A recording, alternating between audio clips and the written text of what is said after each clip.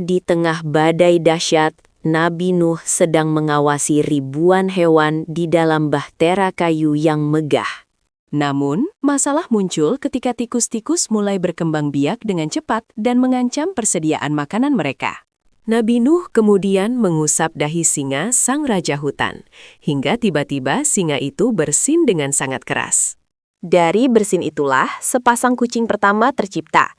Mereka langsung lari memburu tikus dan menyelamatkan isi kapal. Kucing adalah singa kecil yang melindungi rumah kita hingga saat ini.